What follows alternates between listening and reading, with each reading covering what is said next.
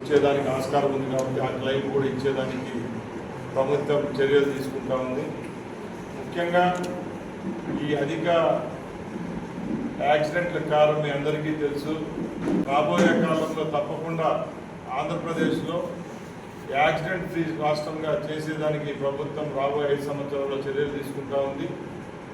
ముఖ్యంగా ఎక్కడైతే black spots ఉంటాయో అవన్నీ మేము రేపు వేసే టాస్క్ ఫోర్స్ ద్వారా టోటల్ రాష్ట్రంలో 175 నియోజకవర్గాల్లో గత 20 సంవత్సరాల నుంచి అధికంగా ప్రమాదాలు జరిగిన చోట్లు ఏవైతే ఉన్నాయో దానిని బ్లాక్ స్పాట్స్గా గుర్తించి అక్కడ ఏ విధమైన చర్యలు తీసుకుంటే ప్రమాదాల నివారణకు ఆస్కారం ఉంటుందో ఆ చర్యలను చేపట్టేదానికి కూడా రాష్ట్ర రవాణా శాఖ సిద్ధంగా ఉందని తెలియజేసుకుంటున్నాం.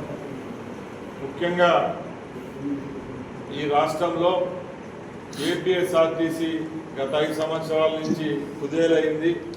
మా ప్రభుత్వం ఏర్పాటైన తర్వాత ఎప్పుడూ లేని విధంగా ఆర్టీసీ బస్సు కొనుగోలు విషయంలో ముందుకొచ్చి 1400 బస్సులను ఈరోజు రోడ్లపైకి తెచ్చేదానికి సిద్ధమయ్యాం.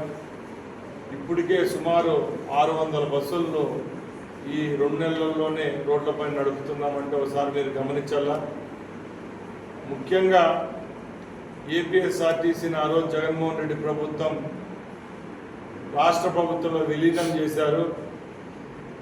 ఎక్కడ ఏ విధమైన మంచి జరగకుండా అక్కడ పనిచేస్తున్న కార్మికులకు అలాగే సంస్థకు కూడా ఏ విధమైన మంచి పని అనేది 5 సంవత్సరాల్లో జరగలేదు.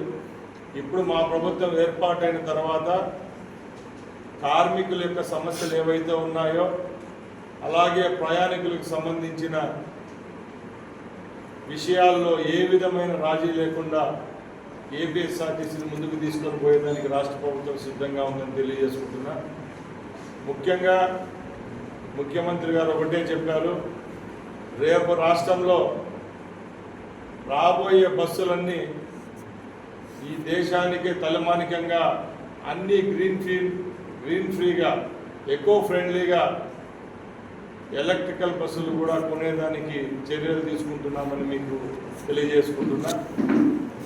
అలాగే ముఖ్యంగా అందరి మధ్యలో ఒకటి ఉంది, తెలుగుదేశం బీజేపీ జనసేన పార్టీ ఆ రోజు మేనిఫెస్టోలో మహిళామూర్తులు ఎవరైతే ఉన్నారో ఈ రాష్ట్రంలో ప్రతి ఒక్కరికి ఉచిత బస్సు సౌకర్యం కల్పిస్తామని చెప్పారు.